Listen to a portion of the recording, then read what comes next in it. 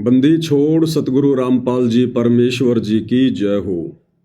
परमपिता परमात्मा सारी सृष्टि के रचनहार कुल मालिक असंख्य ब्रह्मांडों के स्वामी जगत गुरु तीनों लोकों में प्रवेश करके सबका धारण पोषण करने वाले राजाधिराज आत्माधार नाथों के नाथ देवों के देव महादेव सर्वेश्वर महेश्वर मृत्युंजय अजरो अमर आदि अनादि सनातनी प्रभु जगत पिता जगदीश्वर श्री श्री 1008 की उपाधि के वास्तविक अधिकारी अकाल मूरत सौद स्वरूपी राम वासुदेव सर्वगतम ब्रह्म परम पूज्य प्रथम पूज्य परम संत परम पुरुष परम धनी परम दयालु सत्य कबीर हक्का कबीर अल्लाहु कबीर अल्लाहु अकबर बाखबर अल्लाह ताला जगत के तारणहार जगत के मुक्तिदाता जगत के जगन्नाथ हारे के सहारे हिंदुओं के राम मुसलमानों के अल्लाह सिखों के वाहिगुरु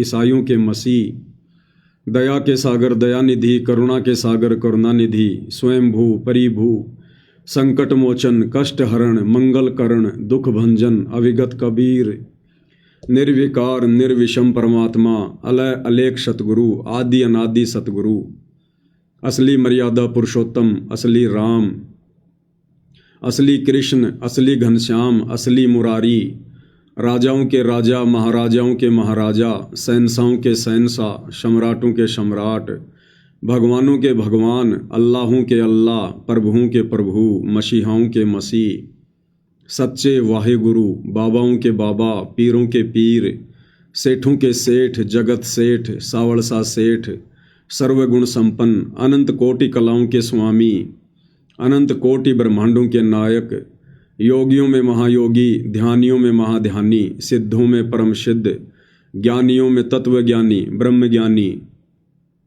महाज्ञानी परम ज्ञानी सर्वश्रेष्ठ ज्ञानी विज्ञानी युवा कबीर समर्थ कबीर असमवात अमित ओजा सच्चे रहनुमा करीम अल्लाह सुभान अल्लाह दुनिया के अंतिम पैगंबर 8 सितंबर 1951 से गांव धनाना जिला सोनीपत हरियाणा भारतवर्ष की पावन भूमि पे प्रकट रियल कल की भगवान श्री नारायण साकार हरि श्री बाबा साहेब नूर अनंत परमात्मा सच्चे दरवेश सच्चे बाखबर गरीब निवाज संत श्रोमणी सतगुरु रामपाल जी परमेश्वर जी के चरण कमल में साध संगति से जुड़े हुए देश विदेश से आप और हम सभी सत्सेवक भाई बहनों का अनंत कोटि दंडवत प्रणाम।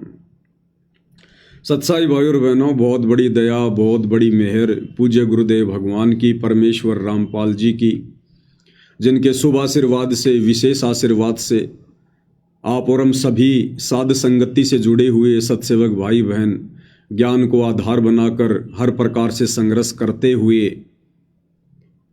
इस मोक्ष मार्ग पर गुरुदेव भगवान के अमर तत्व ज्ञान को आधार बनाकर दृढ़ता के साथ निरंतर दिन प्रतिदिन आगे की ओर ही बढ़ रहे हैं। भाई और बहनों, इस कलयुग की बिचली पीढ़ी में परमेश्वर रामपाल जी की जो विशेष रजा विशेष मेहर छप्पर फाड़ उनके सत्सेवक बच्चों के ऊपर है, आज इस 21 ब्रह्मांड में किसी के ऊपर नहीं है। तो भाई और बहनों, आप और हमने इस रजा को इसी प्रकार से मर्यादाओं में रहकर गुरु को परमेश्वर मानकर अपने हृदय में बैठाकर ज्ञान को आधार बनाकर बरकरार रखना है। भाई और बहनों, पिछले कुछ दिनों से आप सभी को पता है कि पूज्य गुरुदेव भगवान की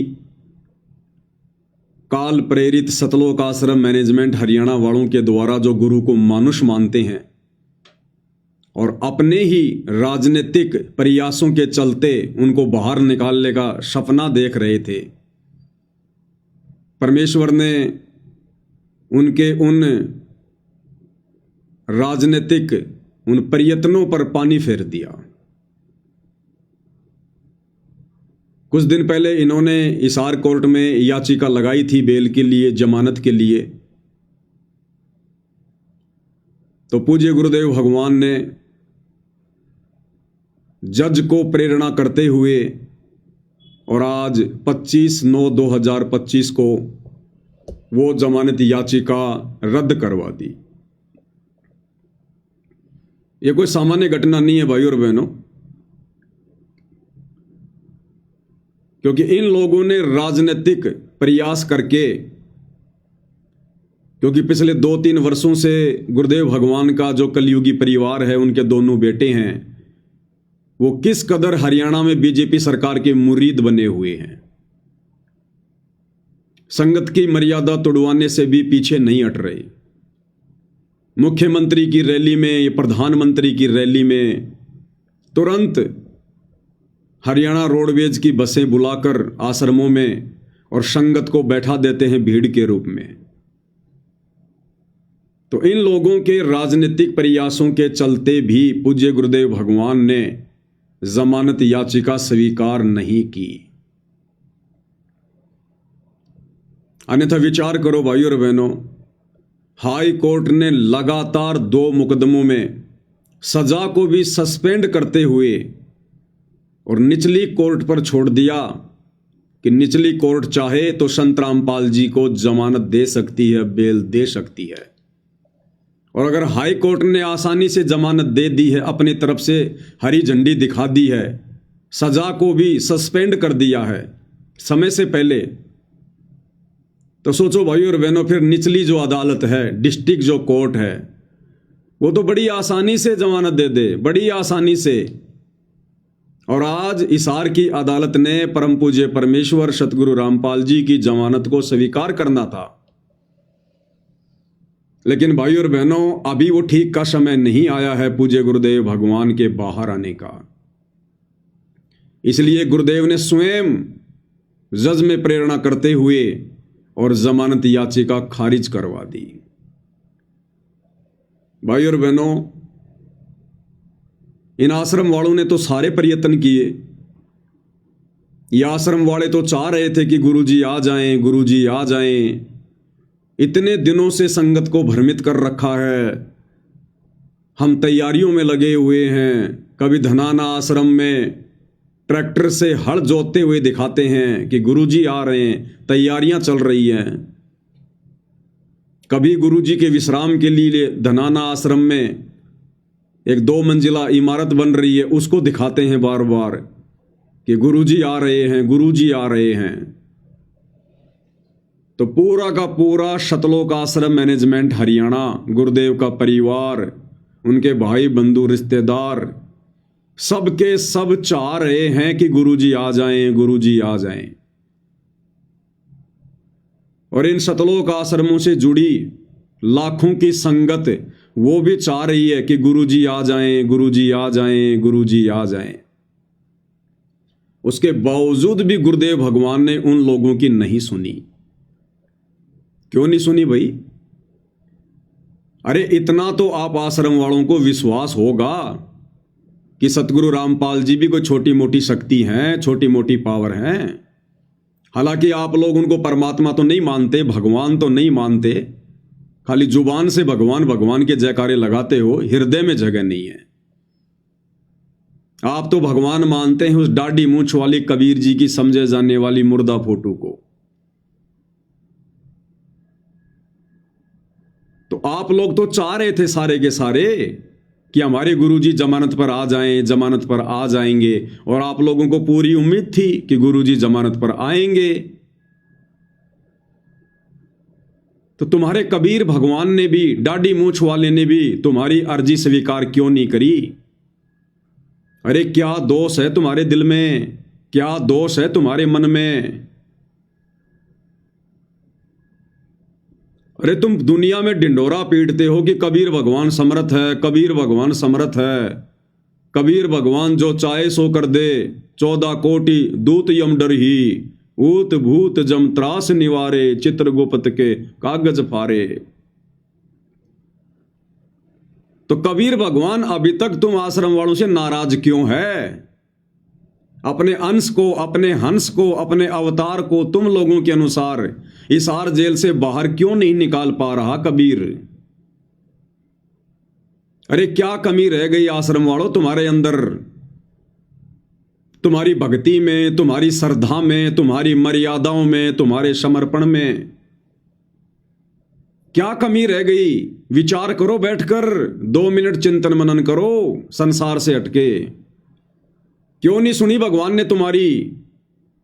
ना तुम्हारे गुरु ने सुनी, ना तुम्हारे भगवान ने सुनी तुम्हारी, जबकि तुम्हारा गुरु समर्थ, तुम्हारा भगवान समर्थ।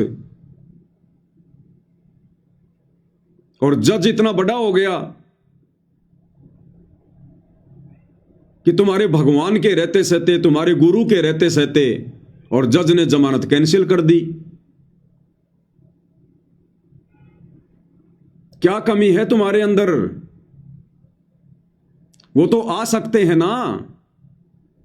अरे सतगुरु जो चावे सो करही, भरम पड़ो मत कोई, सेव धड़ पर शीश चढ़ाया पाछे करी रसोई। ये सतगुरु तो वो समर्थ है जो धर्मराय के दरबार में भी आप और हमारा मुकदमा लड़ेगा। भाई कर ले गुरु वकील, मुकदमा भारी है। तो ये तो हो नहीं सकता कि सतगुरु मजबूर होगा, सतगुरु लाचार होगा और जज सतगुरु पर भारी होगा। ये तो हो नहीं सकता।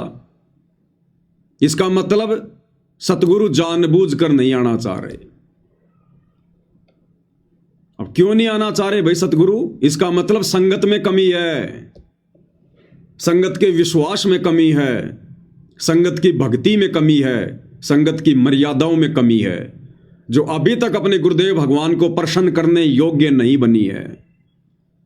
आप आश्रम वालों से गुरुदेव भगवान प्रसन्न नहीं है, क्योंकि बाहर निकालने का प्रयास तो तुम लोग करवा रहे हो ना, जमानत तो तुम लोग लगवा रहे हो ना। तो भगवान तो आने को तैयार है, अपने बच्चों को गले से लगाने को तैयार है, फिर क्यों नहीं आ रहे? क्योंकि अभी तुम आश्रम वाले भगत नहीं बने। अभी तुम व्यभिचारणी भक्ति कर रहे हो, वैश्या भक्ति कर रहे हो। अभी तुम पतिव्रता पद पर नहीं आए। अभी तुम्हारे हृदय में गुरु परमात्मा के रूप में नहीं समाया। अभी तुम्हारा आचरण दोगला है। तुम्हारे विचार जगत वालों से भी गए गुजरे हैं। इसलिए सतगुरु अभी बाहर नहीं आना चाह रहे कि क्या करूंगा बाहर जाकर। अगर मैं बाहर चला भी गया तो संगत का क्या सुधर गया? जैसी मैं संगत को 2014 बरवाला कांड के समय छोड़ के गया था, उससे भी ज्यादा गई गुजरी हो चुकी है।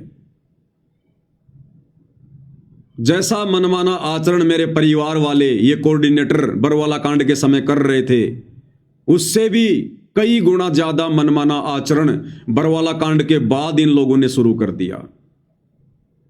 तो सतगुरु फिर क्या करेगा बाहर आकर? मूर्खों के बीच में आने से अच्छा है इस हार की जेल की 4 दीवारी में बैठकर कम से कम कैदियों को ज्ञान समझाया जाए। सतगुरु को भी इस बात का डर है, इस बात का भय है कि 2014 में तो इन्होंने बरवाला कांड करवा दिया, क्योंकि एक ही आश्रम था बरवाला, इसलिए बरवाला कांड हुआ। आश्रम वालों की मनमानी हरकतों के चलते, काल प्रेरणा के चलते। और गुरु को पता है अब तो इन मंदबुद्धियों ने मेरे नाम से 11 आश्रम खोल दिए, 11 आश्रम। और यदि इन लोगों की इन्हीं मूर्खता के बीच में अगर मैं जमानत पर बाहर आ गया, तो अब तो किसी दिन तो धनाना कांड होगा, किसी दिन धनुषा कांड होगा, किसी दिन सोजत कांड होगा, किसी दिन शामली कांड होगा, किसी दिन खमाणो कांड होगा, किसी दिन मुंडका कांड होगा। अभी तक तो एक ही कांड हुआ था, और अब ना जाने कितने कांड और करवाएंगे ये गुरु को मानुष मानकर, अपना वही घटिया रवैया अपनाकर। तो सतगुरु ने निर्णय लिया कि अभी बाहर नहीं जाएंगे। अन्यथा सतगुरु तो समर्थ है। अरे आप आश्रम वालों के अनुसार सन 2018 में सतगुरु रामपाल जी ने जानबूझकर अपनी सजा करवाई, जानबूझकर। ये बात मैं इसलिए कह रहा हूं क्योंकि बहुत सारे नादान साथ संगतियों से ईर्ष्या करने वाले, नफरत करने वाले यही रोजना रोएंगे कि देखो ये पवन दास कैसी मूर्खता भरी बातें करता है। कह रहा है कि गुरुजी ने खुद अपनी जमानत कैंसिल करवाई है। हाँ भाई, खुद ही करवाई है। तुम लोगों के अनुसार ही बात कर रहा हूं मैं। जब 2018 में गुरुदेव भगवान को कोर्ट के द्वारा सजा सुनाई जानी थी, तो उस समय आप ही सतलोक आश्रम वालों ने सजा के दूसरे ही दिन, उस सजा के दूसरे ही दिन ये पीला पर्चा निकाला था। तुम लोग तो पीला पर्चा डाल के भूल जाते हो, लेकिन ये पवन दास तुम्हारे सारे रिकॉर्ड रखता है, सारे रिकॉर्ड टोटली। तो ये पीला पर्चा जो तुम सतलोक आश्रम वालों ने 16/10/2018 को निकाला था, जिस दिन गुरुदेव को सजा हुई थी उसके दूसरे दिन, और क्या लिखा था तुम लोगों ने? सत साहिब जय बंदी छोड़ की सतगुरुदेव जी की जय, तारीख 16/10/2018। जैसा कि संत रामपाल जी महाराज जी ने बार बार सत्संग के माध्यम से बताया है कि इस पृथ्वी पर स्वर्ग बनाना है, लेकिन आज की स्थिति को देखते हुए अभी बहुत कुछ सिस्टम ठीक करना है। इस सिस्टम को ठीक करने के लिए गुरुदेव जी को बहुत सी परिस्थितियों से गुजरना होता है। न्यायपालिका को ठीक करना है, इसके लिए भी गुरुदेव जी ही निपट सकते हैं, क्योंकि गरीब जनता को आज न्याय नहीं मिल पाता तो किसी भी भगत ने घबराना नहीं है। आज गुरुदेव जी कोर्ट में आए थे तो वकीलों को गुरुजी ने बोला कि चिंता मत करो, सब कुछ बहुत जल्दी ठीक हो जाएगा। सब भगत मिलकर सेवा करें और सब भगत बढ़ चढ़ कर सेवा करें। किसी ने किसी भगत को दोष नहीं देना है। गुरुदेव जी ने कहा है, शकल खेल हमारे किए, हमसे मिले सो निश्चय जिए।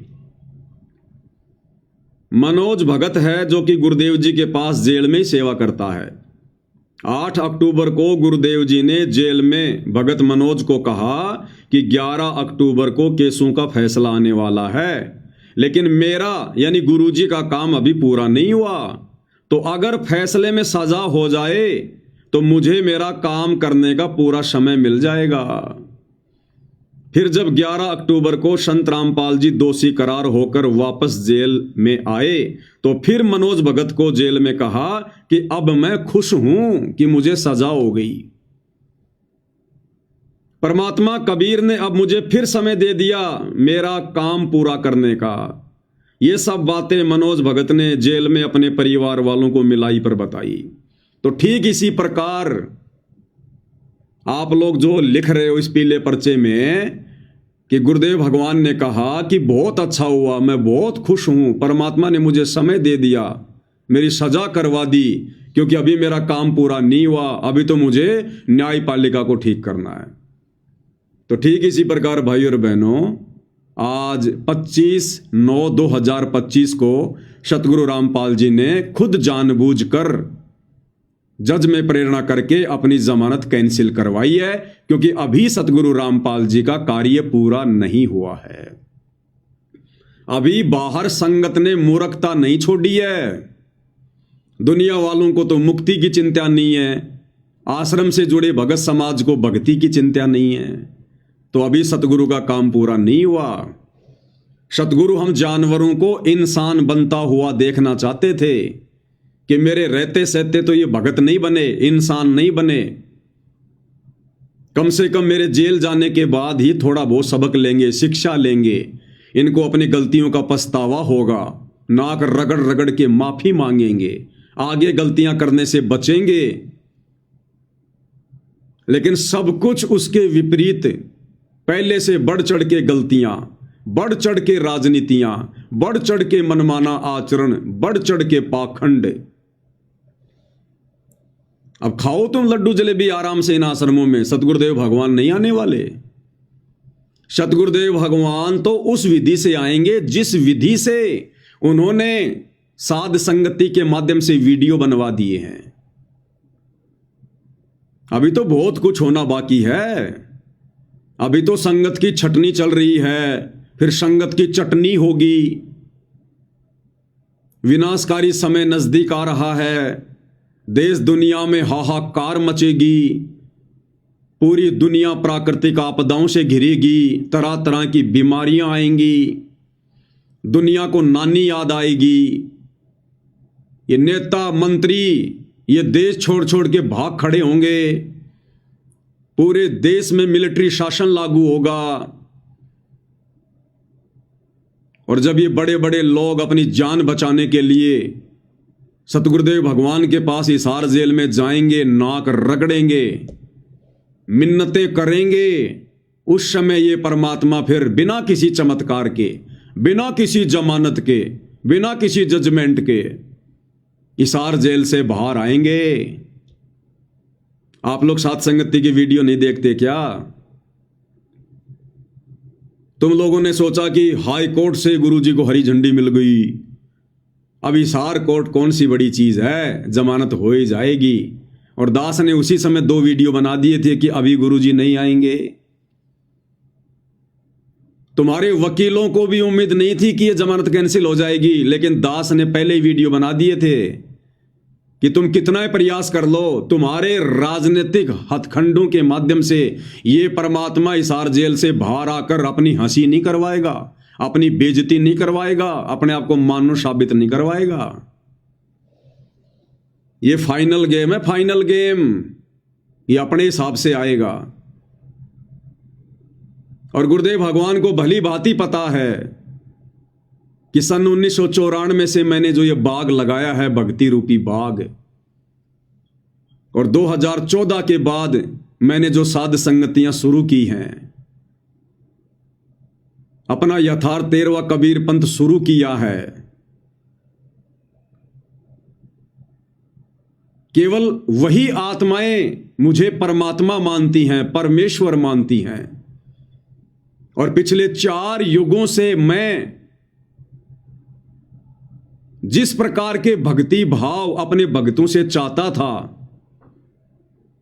कि भगत ज्ञान को आधार बनाएं, गुरु को परमात्मा माने, मानुष मानने की गलती ना करें, संसार से मुंह मोड़ लें, मर्यादाओं के लिए संसार से अड़ जाएं, लड़ जाएं प्यार प्रेम से, और एकमात्र टारगेट मोक्ष का बना लें। केवल साध संगतियों में ही वो आत्माएं हैं। और घर घर में परमेश्वर ने वो प्रोसीजर शुरू करवा रखी है, गुरु को परमेश्वर मनवाकर गुरुदेव भगवान की आरती उतारना, गुरुदेव को चवर करना, गुरुदेव को भोग लगाना, एकमात्र उन्हीं का जयकारा लगाना, एकमात्र उन्हीं को दंडवत करना, एकमात्र उन्हीं की फोटो रखना, हर प्रकार से मर्यादाओं में रहना, ज्ञान को आधार बनाना, घर को आश्रम बनाना।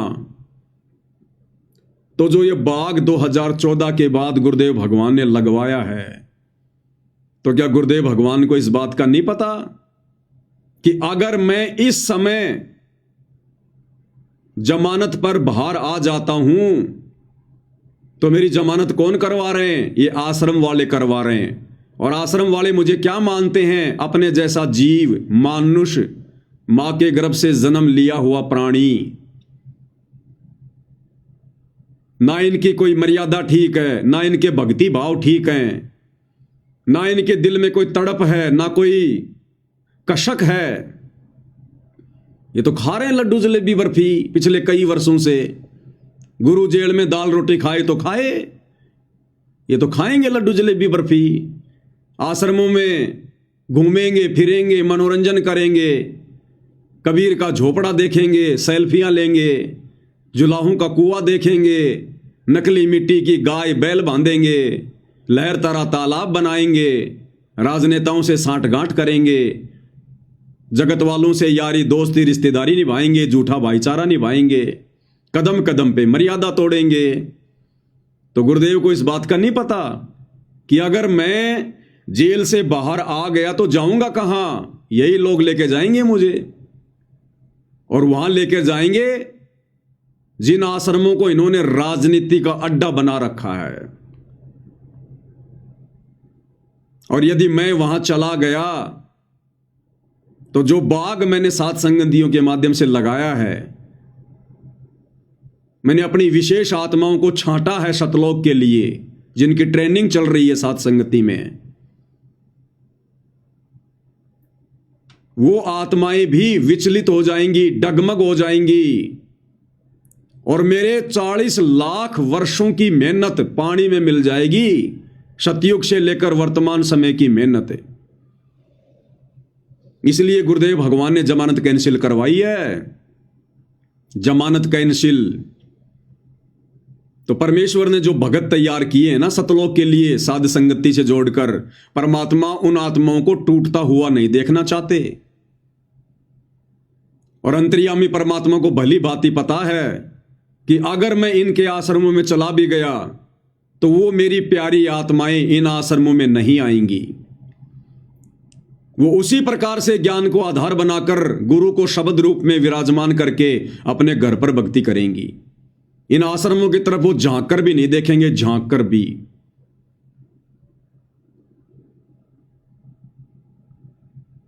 इसलिए परमपिता परमेश्वर ने अपनी जमानत कैंसिल करवाई है।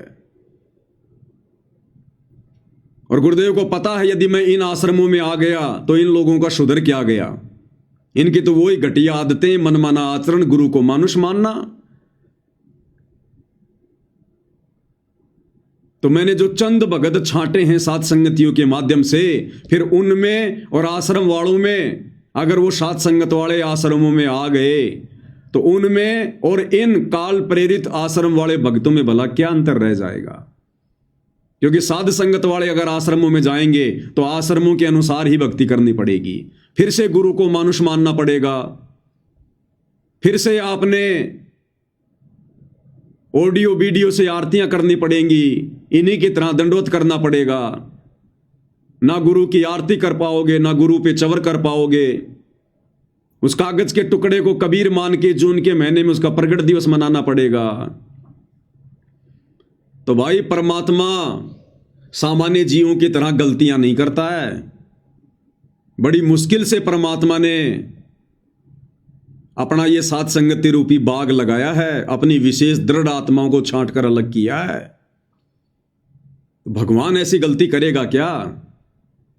कभी नहीं करेगा, कभी भी नहीं करेगा। तो ये परमात्मा उस समय तक नहीं आएगा जिस समय तक, नोट कर लो अगर पेन है जेब में और डायरी है आश्रम वालों, तो ये वचन नोट कर लो जो परमात्मा बुलवा रहे हैं। सतगुरु रामपाल जी भगवान उस समय तक हिसार जेल से बाहर नहीं आएंगे जिस समय तक इन आश्रमों से जुड़ी हुई ये नादान संगत, मूर्ख संगत, भेड़ चाल में चलने की आदी हो चुकी संगत, सतगुरुदेव के ज्ञान को आधार बनाकर साध संगति से जुड़े भाई बहनों की तरह, जब तक ये संगत हृदय से गुरु को परमात्मा मानने नहीं लग जाएगी, सारी फोटोएं हटाकर एकमात्र अपने घर पर, अपने दरबार पर, अपने लॉकेट में अपने पूज्य गुरुदेव भगवान की नहीं लगा लेगी।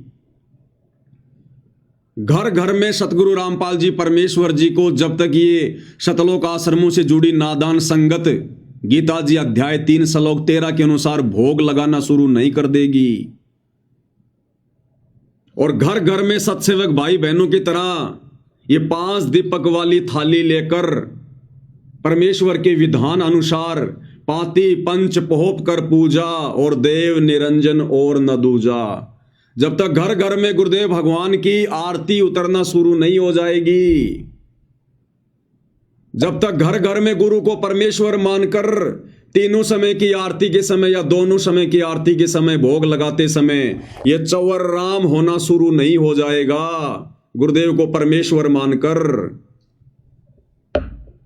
और जब तक ये नादान संगत जो इन सतलोक आश्रमों से जुड़ी हुई है और इन शतलोक आश्रम के कोऑर्डिनेटरों ने, आश्रम संचालकों ने, गुरुदेव के परिवार वालों ने काल प्रेरणा से जो संगत की मर्यादाएं तोड़वाई हैं, संगत की भक्ति बर्बाद करवाई है, जब तक ये नादान संगत ज्ञान को आधार बनाकर इन लोगों का बहिष्कार करना शुरू नहीं कर देगी, अपने अपने कोऑर्डिनेटरों से, नामदान संचालकों से सवाल जवाब करना शुरू नहीं कर देगी,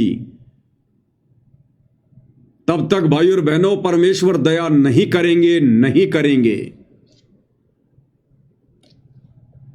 और यह संगत यदि ऐसा नहीं करेगी तो फिर परमेश्वर अपनी विधि से आएंगे और नादान संगत की चटनी होगी, चटनी। युग परिवर्तन के समय में चटनी। परमात्मा चाहने वाली आत्माओं को तुम लोगों ने गुरु को मानुष मानकर उल्टी सीधी शिकायतें करके गुरुद्रोही साबित करवा दिया, गुरुद्रोही घोषित करवा दिया। क्या बीती होगी उस अंतर्यामी परमात्मा के दिल पर जब उन्होंने अपनी विशेष प्यारी आत्माओं को गुरुद्रोही कहा होगा। तुम लोगों की मूर्खता को देखकर अपने दिल पर, अपने कलेजे पर परमात्मा ने पत्थर रखकर अपने बच्चों को गुरुद्रोही कहा है। क्या उस परमात्मा को नहीं पता? भगवान बदल नहीं गया, भगवान वही है जो 650 साल पहले था। वही कबीर भगवान है वर्तमान में धरती पर, परम पूज्य सतगुरु रामपाल जी के रूप में। और क्या बताया गुरुदेव भगवान ने जब ये 650 साल पहले आए थे उस स्वरूप के विषय में, कि लोगों ने उनके साथ में कैसी कैसी बदतमीजियां की, ठंडा पानी तक नहीं पीने दिया, उसके बावजूद भी उन्होंने किसी को उफ तक नहीं कहा, किसी को शराप नहीं दिया। किसको शराप दें? सब उन्हीं के तो बच्चे हैं। तो आज क्या भगवान बदल गया जो अपने बच्चों को यह कहेगा कि तू गुरुद्रोही है, जबकि उनसे बढ़कर संगत में कोई गुरुमुखी नहीं? तो सोचो परमात्मा ने कैसे अपने कलेजे पर पत्थर रखकर ये शब्द कहे होंगे। क्या कह रहे हैं गुरुदेव भगवान? भगवान नहीं बदल गया, ना उनका विधान बदल गया, बदल गए भगत, बदल गई भगतों की सोच। क्या कह रहे हैं परमात्मा? परमात्मा आए थे कबीर जी, उनके साथ कितना अत्याचार किया था और किसी को उन्होंने एक शब्द भी अप नहीं बोला, किसी को श्राप नहीं दिया, क्योंकि उसको पता था मेरे बच्चे हैं, किसको मारूं और किसको श्राप दूं। तो पुण्यात्माओं, यहां आप देख लो पिछले इतिहास से, किसी भी संत को जरा सा कुछ कह दे, श्राप दे दे, तेरा नाश होएगा और उसकी वीरान मिट्टी हो जाए। अपना भी नाश किया उसने भक्ति का और वो अगले को भी दुख दे दिया। तो वो परमात्मा थे। तो इसी प्रकार, इसी आधार से आपने इस मार्ग को आगे बढ़ाना है, दास का सहयोग देना है। क्या कह रहे हैं गुरुदेव? किसको श्राप दे वो परमात्मा? वो अन्य नकली साधु संतों की तरह नहीं होता, दुर्वासा की तरह नहीं होता, विश्वामित्र की तरह नहीं होता, चुनक ऋषि की तरह नहीं होता, जो जरा सा उनको कोई कुछ कह दे और श्राप दे दे, सामने वाले का सत्यानाश कर दें। ये गुरुद्रोही शब्द क्या है पता है तुम्हें? ये दुनिया का सबसे बड़ा श्राप है, सबसे बड़ा श्राप। अरे गुरुद्रोही होने के बावजूद 650 साल पहले परमात्मा ने कमाल को भी कभी गुरुद्रोही नहीं कहा, उस समय कभी गुरुद्रोही नहीं कहा। आज गुरुदेव भगवान बता रहे हैं कि वो गुरुद्रोही हो गया था, उस समय कबीर भगवान ने उसे गुरुद्रोही नहीं कहा। और आज जो आत्माएं गुरु को परमात्मा मान रही हैं, अपनी पलकों पे रखती हैं, उनके लिए अपनी जान हथेली पर लेकर चलती हैं, उनके वचन को निभाने के लिए समाज से संघर्ष कर रही हैं, उन आत्माओं को परमात्मा गुरुद्रोही की संज्ञा देंगे? आश्रम वालों, तुम्हारी बुद्धि भ्रष्ट है, बुद्धि भ्रष्ट। तो जब तक यह संगत लाल और लालड़ी की पहचान करने योग्य नहीं हो जाएगी, स्वयं निर्णय करने के योग्य नहीं हो जाएगी, अभी तक तो तुम आश्रम वाले भगत को नहीं पहचान पाए। भगत को, भगवान को क्या तुम खाक पहचानोगे? ये पवनदास तुम्हारे सामने पिछले 10 वर्षों से चिल्ला रहा है, मकान के किसी कोने में बैठ के नहीं, सोशल मीडिया पर, इंटरनेशनल चैनल है फेसबुक, इंटरनेशनल, और 10-15 हजार वीडियो बनवा दिए परमात्मा ने अरे मेरे इतने वीडियो देखकर, अच्छे से मेरी रहनी करनी को देखकर, मेरे विचारों को देखकर, मेरे बोल वचनों को सुनकर, और 10 साल से तुम एक भगत की पहचान नहीं कर पाए कि गुरुद्रोही क्या होता है, गुरुद्रोही के क्या लक्षण बताए गुरुदेव ने। जो सात संगत वाले भाई बहन गुरु की महिमा करते करते अपने मुंह का थूक सुखा लेते हैं, उनको तुम गुरुद्रोही कह रहे हो। और जो दिन रात राजनेताओं के चरणों में पड़े हुए हैं, गंदी राजनीति कर रहे हैं, वो गंदगी तुम लोगों को खिला रहे हैं, आन उपासना करवा रहे हैं तुम्हारे से, दर दर धक्के खिला रहे हैं तुम्हारे से, एक भी मर्यादा तुम्हारी सुरक्षित नहीं छोड़ी, दान धर्म तुम्हारा दुरुपयोग हो रहा है, उनको तुम गुरुमुखी कह रहे हो, परम भगत कह रहे हो। तो क्या करेंगे गुरुदेव भगवान जमानत करवा कर ऐसे मंद बुद्धियों के बीच में आकर, जिनको अभी तक केवल एक भगत की पहचान नहीं करनी आई, वो भगवान की क्या खाक पहचान करेंगे। तो परमेश्वर अब अपने हिसाब से आएगा, अपने हिसाब से, अपने हिसाब से, क्योंकि तुम्हारे को गुरुदेव ने मौका दिया तुम्हारे हिसाब से आने के लिए। तुम्हारी बरवाला कांड की गलतियों को माफ किया, नजरअंदाज किया, कोई बात नहीं, बच्चों से गलती हो गई, हो सकता है मेरे जेल जाने के बाद ये सुधर जाएंगे, संभल जाएंगे। बरवाला कांड किसकी देन है?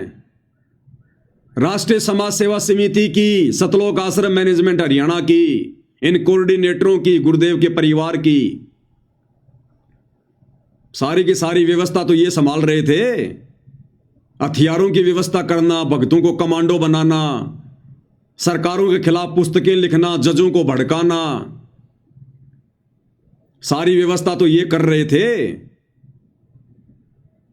इन्हीं लोगों के कारण भक्तों की और प्रशासन की झड़प हुई, 6 भक्तों की मौत हुई और मुकदमा लगा सतगुरु रामपाल जी पर। सतगुरु रामपाल जी ने मारा है। सतगुरु रामपाल जी ने तुम्हें आदेश दिया था कि पुलिस वालों को आश्रम में मत आने दो, या मैं तारीख पर नहीं जाऊंगा, तुम कमांडो बन जाओ, हाथों में हथियार ले लो। अरे जिस भगवान ने पिछले 35 वर्षों से इन हाथों से कुकर्म छुड़वाकर दान करना सिखाया, इन हाथों को सामने वाले के सामने आदीनी से जोड़ना सिखाया, इन हाथों में सुमरणी पकड़ाकर मंत्र करना सिखाया, वो भगवान बरवाला कांड में तुम्हें उस कव्य जैसे काले काले कपड़े पहनाकर, हाथों में 6-6 फुट के डंडे देकर, बंदूकें देकर तुम्हारे को कमांडो बनाएगा, तुम्हें लड़ाकू बनाएगा, तुम्हें गुंडा और मवाली जो है वो बनवाएगा। सारा का सारा षड्यंत्र गुरुदेव के परिवार का, इन हत्याओं का जिम्मेदार गुरुदेव का परिवार, ये कोऑर्डिनेटर, और इनको अपनी गलती का जरा भी इनको मलाल नहीं है। अरे नाक रगड़ के माफी मांग लेनी चाहिए थी, नाक रगड़ रगड़ के, और कोर्ट में जाकर सरेंडर कर देना चाहिए था कि सारी गलती हमारी है, हमारे गुरुदेव का कोई आदेश नहीं था, हमारी बुद्धि भ्रष्ट हो गई थी काल प्रेरणा से, हमारी गलती है, हमें अरेस्ट करो, हमें सजा दो, हमारे गुरुदेव भगवान निर्दोष हैं, उनको छोड़ दीजिए। ये होता है शिष्य का धर्म।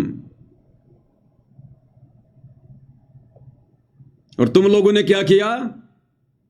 कोई 8 साल से भगोड़ा बन के घूम रहा है, कोई 10 साल से भगोड़ा बन के घूम रहा है, छुपते फिर रहे, दर दर की ठोकर खाते हुए।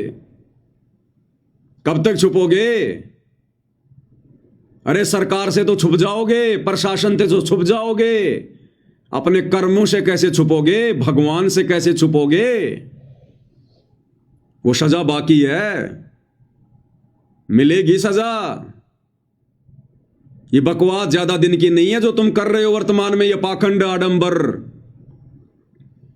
पाप का घड़ा भर गया तुम्हारा, समय नजदीक है, बच नहीं पाओगे अब। बहुत दिन हो गए तुम्हें काल की गुलामी करते हुए, सतगुरु के दिल पर चोट करते हुए। अब ये परमात्मा, अब ये खरा खरा काम करेगा, खरा खरा काम। ये लास्ट था, लास्ट। अगर तुम्हारा आचरण सुधर जाता, अगर तुम अपनी गलतियों की माफी मांग लेते, और ये जो आश्रम तुमने खोले हैं, यदि इनको राजनीति का और मनोरंजन का अड्डा ना बनाकर अगर भक्ति का इनको सेंटर बना लेते, तो हो सकता है परमात्मा दया कर देते। लेकिन तुम्हारे अंदर तो राग, द्वेष, ईर्ष्या, लड़ाई झगड़ा, भक्तों को तुम जान से मारने का प्रयास करते हो। तुम्हारी शर्म खा गया काल, शर्म। जानवर से भी गए गुजरे हो गए तुम, गुंडे मवालियों से भी गए गुजरे, और उम्मीद कर रहे हो कि सतगुरु हमारे पास आएंगे। अब तुम्हारे रिटायरमेंट होने का समय आ गया, रिटायरमेंट होने का। यह परमात्मा समदृष्टि है। अभी तक तुमने केवल इनका प्यार प्यार देखा है, प्यार प्यार। अभी इनका जो रिजल्ट आएगा, इनका जो जजमेंट आएगा, वो देखना। हल्के में ले लिया सतगुरु को, हल्के में। वेदों में लिखा है कि वो परमात्मा जब पृथ्वी पर आता है, मनुष्य के बच्चे के रूप में प्रकट होता है, एक सामान्य व्यक्ति की भूमिका करता है, लीला करता है, मित्र की तरह व्यवहार करता है, और मित्र की तरह व्यवहार करने के चलते उसके आसपास रहने वाले उसको अपना मित्र मान लेते हैं, अपने जैसा मानुष मान लेते हैं, और गलतियों पर गलतियां करते हैं। तो तुमने हल्के में ले लिया सतगुरु को। ये वही परमात्मा है जिसने त्रेता युग में हिरण्याकुश की छाती फाड़ी थी, जिसने त्रेता में रावण की नाभि में तीर मार के उसको मौत की नींद सुलाया था, द्वापर में कंस का वध किया था, और समय समय पर श्रृंगार करता रहता है यह परमात्मा। अभी तक तुमने केवल इनका सौम्य रूप देखा, सौम्य रूप, सादा रूप, सरल रूप। क्योंकि जब जब यह परमात्मा धरती पर तत्वदर्शी संत की भूमिका में आता है, एक संत की भूमिका में आता है, उस समय यह परमात्मा संत के अनुसार ही व्यवहार करता है। अन्यथा उनके फॉलोवर भी वैसा व्यवहार करेंगे जैसा वो संत करेगा। तो वर्तमान में परमात्मा जिस संत की भूमिका में है कि संत ना छोड़े संतता, चाहे कोटिक मिलो असंत, चाहे कितने दुष्ट व्यक्ति क्यों ना टकराओ उनसे, काल प्रेरणा से कितने लोग भक्ति का स्वांग करके उनके पास रह के उनको दुखी क्यों ना करें, परेशान क्यों ना करें, उनके मार्ग में बाधा उत्पन्न क्यों ना करें, उनके मिशन में गंदगी क्यों ना फैलाएं, ये परमात्मा अंततः संतता ही दिखाएगा। लेकिन इनका विधान है कि राम किसी को मारे नहीं, मारे तो हत्यारे राम, अपने आप ही मर जाएंगे कर कर खोटे काम। तो भैया जो खोटे काम तुम लोगों ने कर डाले हैं बरवाला कांड से पहले और बरवाला कांड के बाद, उन खोटे कर्मों की सजा निर्धारित हो चुकी है। अब धीरे धीरे धीरे धीरे जो बीज तुम लोगों ने बोया है इस भक्ति मार्ग पर, अब उसकी फसल कटेगी। अब फसल इस युग परिवर्तन के दौर में तुम लोग भी अछूते नहीं रहोगे, जिन्होंने गुरु को मानुष मानकर हैंडल किया है, और गुरु की आज्ञा से ज्यादा अपना मनमाना आचरण संगत के ऊपर थोपा है। अब समय आ रहा है, तो ऐसे नहीं आने वाला है परमात्मा। और ये नादान संगत अगर संभल सकती है तो संभल जाए। देखो इन मुख्य लोगों का तो हो गया बेड़ा गर्क, इनको तो कोई माफी नहीं है, ना इस जन्म में माफी है, ना अन्य किसी जन्म में इनको माफी है। ये कलयुग की बिचली पीढ़ी तो इन्होंने बर्बाद कर दी, अनमोल मनुष्य जन्म इन्होंने बर्बाद कर दिया गुरु को मानुष मानकर। तो ये जो मुख्य लोग हैं ना, जिनमें गुरुदेव के बेटा बेटी, भाई बंधु, रिश्तेदार, ये कोऑर्डिनेटर, आश्रम संचालक, ये वर्ल्ड कोऑर्डिनेटर, बड़े बड़े सेवादार, ये जितने भी लोग हैं, ये 150, इन्होंने तो अपनी भक्ति और जीवन कर लिया बर्बाद। लेकिन संगत को फिलहाल मौका है। कब तक? जब तक गुरुदेव भगवान हिसार जेल से बाहर नहीं आते हैं। और ये जानबूझकर गुरुदेव ने आज अपनी जमानत कैंसिल करवाकर इस नादान संगत को एक मौका दिया है। और ये लास्ट मौका है, अंतिम मौका है ये। संभल सको तो संभल लेना, इसके बाद मौका नहीं मिलेगा। उसके बाद तुमने जो बीज बोया है इस भक्ति मार्ग पर, जैसी तुमने मर्यादा निभाई है, जैसा तुमने गुरु को मानकर भक्ति की है, वैसा ही परिणाम मिलेगा, वैसा ही। तो तुम्हें 2-2.5 साल का मौका और मिल रहा है, 2-2.5 साल का। संभल सको तो संभल जाना संगत वालों, अन्यथा तुम्हारी दुर्गति करवा के छोड़ेंगे ये लोग, दुर्गति। तुम्हें ना घर का ना घाट का, धोबी का कुत्ता बना के छोड़ेंगे, धोबी का कुत्ता। तुम्हें हर प्रकार से इन लोगों ने बर्बाद कर दिया, हर प्रकार से। तुम्हारी भक्ति इन्होंने बर्बाद करवा दी, मर्यादा इन्होंने खंडित करवा दी, दान का इन्होंने दुरुपयोग करवा दिया। तुम्हें दर दर का भिखारी बना के छोड़ दिया, दर दर का भिखारी। तुम्हारे पास भक्ति की छींट भी नहीं है, मर्यादा सबकी खंडित है, गुरु जी का आशीर्वाद नहीं है। ये थोड़ी बहुत बैटरी जो तुमने चार्ज कर रखी है, थोड़े बहुत दिन मर्यादा में रह के भक्ति करके, कब तक चलेगी? गुरु के मार्ग में अंधे होकर चलने वालों की बैटरी भी जल्दी डिस्चार्ज होती है।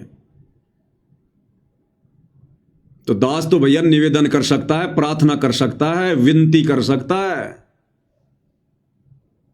ये दास आज जो वचन बोल रहा है ना, ये तुम्हें कड़वे लग रहे होंगे, लेकिन परमात्मा कहते हैं जेता मीठा बोल ही तेता संत ना होए, और खरी खरी बाता कहे संत कहावे सोए। ये मीठी मीठी गोलियां खिलाकर अपना स्वार्थ सिद्ध करना, ये सतलोक आश्रम मैनेजमेंट वालों का धर्म है, सत्सेवकों का नहीं है। यहां जो बातें कहते हैं खरी खरी कहते हैं, चाहे साध संगति वाले हो, चाहे सतलोक आश्रम वाले हो। हमें तुम्हारे से कोई स्वार्थ नहीं है। इस दास ने कोई संत नहीं बनना, कोई बाबा नहीं बनना, कोई आश्रम नहीं खोलना। ये दास किसी के आराम के टुकड़ों पे नहीं पड़ता, किसी के दान धर्म पे नहीं पड़ता। ये दास केवल अपनी जिम्मेदारी निभा रहा है गुरु की गैर हाजिरी में, अपनी सेवा। और जो भी है खरी खरी कहेंगे, और खरी खरी कहते आए हैं, उसके लिए जेल भी जाना पड़ा, झूठे मुकदमे भी झेल रहे हैं, मार पिटाई भी खाई है, और आगे भी नौबत आई तो सहन करेंगे। लेकिन सतगुरु ने जिस मार्ग पर चलना सिखा दिया उसी पर चलेंगे, क्योंकि रेलगाड़ी या तो चलती नहीं, और चलती है तो पटरी पे चलती है। रेलगाड़ी के लिए तुम जितनी मर्जी जीटी रोड बना दो, नहीं चलेगी जब तक उसको पटरी नहीं मिलेगी। तो सत्सेवक भाई बहन अगर चलेंगे तो अपने गुरु के वचन पर चलेंगे, मर्यादाओं पर ही चलेंगे, अन्यथा पैर रोप के वहीं खड़े हो जाएंगे। दो नाव की सवारी करने का शौक नहीं है हमारे को, तुम आश्रम वालों की तरह आंख बंद करके भेड़ चाल में चलने का ये फॉर्मूला गुरुदेव ने हमें नहीं बताया। तो लास्ट एंड फाइनल तुम लोगों को चेतावनी है ये, लास्ट एंड फाइनल। सुधर जाओ, संभल जाओ। इन काल प्रेरित सतलोक आश्रम वालों का जितना जल्दी साथ छोड़ दोगे तुम्हारे हित में, तुम्हारे भले में। अन्यथा तुम्हारे द्वारा दिया गया दान आने वाले समय में तुम्हारे शरीर पर कांटों की तरह चुभेगा, कांटों की तरह। अकाल मौत, घर घर में झगड़ा, लड़ाई, राग द्वेष, हॉस्पिटलों में सड़ोगे, हॉस्पिटलों में। ये तुम्हें परमात्मा का विधान बता रहा हूं, कोई शराब नहीं दे रहा। मेरी औकात नहीं है किसी को शराब देने की, और ना मैं इतना मूर्ख हूं जो अपनी भक्ति बर्बाद करूंगा 2 कोटी के जीवों को शराब देके। तुम्हें शराब देके मुझे क्या मिलेगा? तुम्हें भगवान का विधान बता रहा हूं कि जो अपने गुरु जी को खून के आंसू रुलाते हैं, अपनी उल्टी हरकतों के चलते, मनमाने आचरण के चलते, पाखंड के चलते, भेड़ चाल के चलते, जिन बातन से गुरु दुख पावे उन बातों को दूर भगावे। अरे ज्ञान गंगा पुस्तक बांटने के अलावा एक भी वो कर्म बता दो जो 2014 बरवाला कांड के बाद तुम लोगों ने सतगुरु को खुश करने के लिए किया हो, मर्यादा वाला किया हो, भक्ति बढ़ाने वाला किया हो। एक कर्म बता दो ज्ञान प्रचार के अलावा। तुम्हारे सारे घटिया कर्म, उल्टे कर्म, ज्ञान विरुद्ध कर्म, काल प्रेरित कर्म, तुम लोगों ने सतगुरु को खून के आंसू रुलाए। जब जब भूल पड़े पुस्तक में लास्ट में जो लेटर लिखा है गुरुदेव ने, किस कदर गुरुदेव रो रहे हैं। विशेष संदेशों में परमात्मा किस कदर तुम लोगों से विनती कर रहे हैं, प्रार्थना कर रहे हैं कि भाई अपने ऊपर रहम नहीं कर सकते तो इस दास के ऊपर रहम कर दो। तो मूर्खों से सतगुरु रहम की भीख मांग रहा है, रहम की भीख। अरे मर जाओ डूब कर नालायको। क्या मुंह दिखाओगे सतगुरु को आने के बाद? तुम लोगों से तो नकली संतों की संगत लाख गुना अच्छी है। भेड़ चाल में नहीं चलती, देखा देखी में नहीं चलती, भले उनके पास भक्ति नहीं है। तो ये लास्ट एंड फाइनल वार्निंग है तुम लोगों को सतगुरुदेव भगवान की तरफ से। इसलिए आज उन्होंने जानबूझकर इस नादान संगत को मौका देते हुए अपनी जमानत रद्द करवाई है, कैंसिल करवाई है। ये अपनी मर्जी का मालिक है, किसी जज के दबाव में नहीं बैठा। जेल की 4 दीवारियां इसको कैद नहीं रख सकती। लेकिन तुम्हें यह बात समझ में नहीं आएगी क्योंकि तुम गुरु को मानुष मानते हो, और जो गुरु को मानुष मानता है उसके हृदय में यह बात नहीं समाती। तो भाई विनती कर सकते हैं, बस प्रार्थना कर सकते हैं, इससे ज्यादा कुछ नहीं। सतगुरु वही चाहता है जो उन्होंने अपने सत्संगों में हमें बताया, समझाया। अरे सतगुरुदेव भगवान ने सत्संग किस लिए सुनाए थे? किस दिन के लिए सुनाए थे? भेड़चाल में चलने के लिए। तुम आश्रम वालों ने तो सतगुरु के सत्संगों को बोरे में पैक करके खूंटी पे टांग दिया अचार डालने के लिए। सुने कभी सत्संग? तुमने ध्यान से विचार किया कभी? सत्संग सुनना अलग चीज बताई गुरुदेव ने, और सत्संगों को समझना मुख्य चीज है। क्या बताया परमात्मा ने? उस ताऊ की कहानी। 2 भाई थे, छोटे भाई की मृत्यु हो गई। छोटे भाई के जो बच्चे थे उनको उनकी माताजी ने कहा कि बच्चों तुम्हारे पिताजी मर गए, तुम अभी छोटे हो, तुम्हें अभी व्यापार काम धंधे की नॉलेज नहीं है, तुम ऐसा करो अपने ताऊ जी के पास जाओ, और ये मेरे पास में तुम्हारे पिताजी के समय के रखे हुए कुछ लाल हैं। लाल एक चमकदार एक पत्थर जैसा होता है, जैसे बच्चे बचपन में जो खेला करते थे, वो गोलियां वगैरह, कांच की गोलियां जिनको क्या बोलते हैं, कंचे वगैरह, वैसा एक चमकदार होता है एक पत्थर लाल। उसकी कीमत गुरुजी ने बताई करोड़ों में। तो बच्चों की मां ने कहा कि तुम्हारे पिताजी के समय के मेरे पास ये कुछ लाल रखे हैं, ये लाल ले जाओ, पैसे तो है नहीं, ये ताऊ जी को दे देना और ताऊ जी के साथ में काम धंधे में हिस्सा कर लो। दोनों बच्चे वो लेकर लाल माता की आज्ञा लेकर ताऊ जी के पास चले गए। ताऊ जी से जाकर सारी घटना बताई और कहा कि हमारी मां ने ये लाल दिए ताऊ जी। तो ताऊ ने वो लाल हाथ में लिए, वो गठरी खोली और देखा और वापस बंद कर दिए ताऊ ने, और कहा कि बच्चों ये तो बहुत कीमती हैं, अभी मुझे इनकी आवश्यकता नहीं है, मेरी उधार चलती है, ये अपनी मां के पास वापस रख के आ जाओ, जब आवश्यकता पड़ेगी जब मंगवा लूंगा। ताऊ समझदार था। ये ताऊ समझना सतगुरु रामपाल जी को, ये कथाएं कोई मनोरंजन के लिए नहीं सुनाई, वो ताऊ समझना सतगुरु रामपाल जी को। और वो 2 बच्चे वो समझना संगत को, और वो लाल वो समझना इन काल प्रेरित सतलोक आश्रम मैनेजमेंट हरियाणा वालों को, जो ताऊ ने वापस दे दिए थे कि ले जा बेटा ये बहुत कीमती हैं। तो और ताऊ ने बच्चों को देश विदेश घुमाना शुरू कर दिया, व्यापार धंधा सिखाना शुरू कर दिया। कई दिनों बाद में ताऊ ने कहा कि बच्चों ये लाल ले जाओ, और वो जो सेठ जी है ना जिससे अपन उधार सामान लेके आते हैं, उसके काफी उधार हो गई, तो तुम ये लाल ले जाओ और सेठ जी के जो उधार हो चुकती करके आओ। ठीक है ताऊ जी। दोनों लड़के चले गए,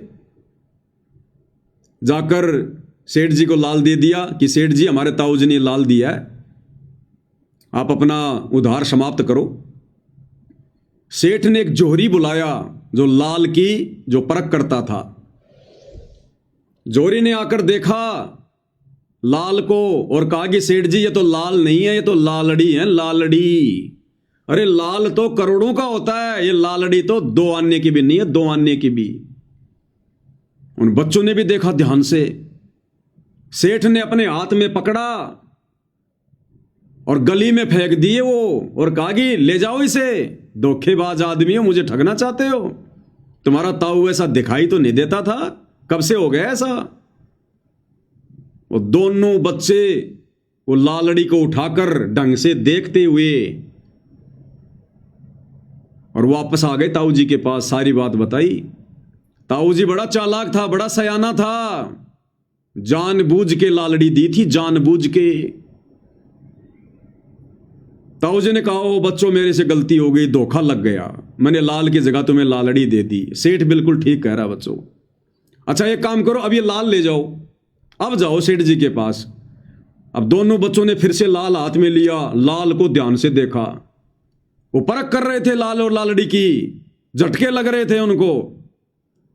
ताऊ यही चाहता था कि ये लाल और लालड़ी की पहचान कर लें, मुझे कहना ना पड़े। दोनों बच्चे लाल को लेकर बड़े गौर से निहारते हुए, उसकी परख करते हुए सेठ जी के पास गए। बोला सेठ जी हमारे ताऊ के धोखा लग गया था, हमारे ताऊ जी ऐसे नहीं है, देखो ये अब की बार ताऊ जी ने लाल दिए। सेठ ने फिर से जोरी बुलाया, जोरी ने देखा और कहा कि सेठ जी ये लाल है। सेठ ने कहा कि देखो देखो ऐसा होता लाल है, ये है लाल है, ले आए थे लालड़ी। बच्चों को भी पता चल गया कि लाल कैसा होता है और लालड़ी कैसी होती है। वापस गए और कहा कि ताऊ जी हम दे के आ गए। कुछ दिनों बाद में फिर से ताऊ ने कहा कि बच्चों फिर से उधार हो गई, अब तुम एक काम करो, वो जो तुम्हारी माता जी के पास में जो लाल रखे हुए ना, वो लाल लेके आओ, वो सेठ जी को देंगे और सामान उधार लेंगे। दोनों बच्चे गए दौड़ते हुए। माँ से कहा माँ माँ माँ ने कहा आओ बच्चों बहुत दिनों में आए, खाना खाओ, भोजन खाओ। उन्होंने कहा कि नहीं नहीं माँ, भोजन बाद में खाएंगे, बहुत ज़्यादा उधार हो गई है, एक काम कर वो लाल दे जो लाल तेरे पास रखे हुए हैं। तो माँ ने अंदर से निकाल के वो लाल उनको दे दिए, वो पोटली कपड़े में बांध रखी थी। अब उन बच्चों ने देखा कि हम देख तो लें कहीं ये लालड़ी तो नहीं है, क्योंकि बच्चों को परख हो गई थी कि कहीं ताऊ जी के सामने हमारे को शर्मिंदा होना पड़े, हम चेक कर लें लालड़ी एक लाल है ये। वो बच्चों ने गठरी खोली मां के सामने और देखा तो वो लालड़ी थी, लालड़ी 2 आने की भी नहीं थी। वो जिनको लाल समझ रहे थे, ये लाल कौन है? आश्रम वाले, ये कोऑर्डिनेटर, आश्रम संचालक, गुरुजी का परिवार। तो बच्चों ने देखा ये तो लालड़ी है। वो बच्चे कौन? संगत, और वहीं फेंक दिए उनको कि मां तू तो बहुत भोली है, तू लालड़ियों को लाल समझ के और बक्से में सजा के बैठी थी। ये तो लालड़ी है, लाल तो मां कई करोड़ों का होता है। तो मां ने कहा बच्चों मुझे क्या पता, तुम्हारे पिताजी के समय के रखे थे, मैंने सोचा भाई लाल होंगे, अब मन के बेरा बेटा। दोनों बच्चे उनको वहीं पटक के और ताऊ जी के पास गए, मुंह लटका के, और कहा ताऊ जी अरे बच्चों लाए लाल। मायूस होकर बोले ताऊ जी हमारी मां बहुत भोली है। ताऊ जी वो लाल नहीं थे, वो तो लालड़ी थी, लालड़ी। तो ताऊ ने कहा कि बच्चों ये उस दिन भी लालड़ी थी जिस दिन तुम मेरे पास लेके आए थे शुरू में, ये उस दिन भी लालड़ी थी। अगर मैं कह देता उस दिन कि ये लाल नहीं ये लालड़ी है, अगर गुरुजी कह दें संगत को कि ये मेरा परिवार भगत नहीं है, ये तो काल के दूत हैं, मेरे मार्ग को बर्बाद करने के लिए काल प्रेरणा से भगत बनने का ढोंग कर रहे हैं। अगर ताऊ कह देता कि बच्चों ये लाल नहीं लालड़ी, तो ताऊ ने कहा कि तुम उस दिन नाराज हो जाते और तुम्हारी मां भी दुख मानती कि मेरा जो पति है वो मेरे सिर पर नहीं है, इसलिए हमारे लाल को भी लालड़ी बता रहा है। बच्चों, आज तुमने खुद ही परख कर ली, मुझे बोलना नहीं पड़ा। तो इसी प्रकार सतगुरु रामपाल जी भगवान चाहते हैं कि ये नादान संगत मेरे ज्ञान को आधार बनाकर और अपनी आंखों से अपने इन गुरु भाइयों के, आश्रम वालों के, कोऑर्डिनेटरों के, गुरु जी के बेटा बेटी, भाई बंधु, रिश्तेदारों के कुक्रम देखकर, ये राजनीतियां देखकर, स्टेडियम देखकर, जाटों की धर्मशाला देखकर, गुंडों की सीबीआई जांच देखकर, जाटों का आरक्षण देखकर, अयोध्या का भंडारा देखकर, परशुराम की जयंती देखकर, सिरसा में नकली कबीर जयंती देखकर, और दुनिया भर का ये अन्नपूर्णा के तहत पाखंड, आडंबर,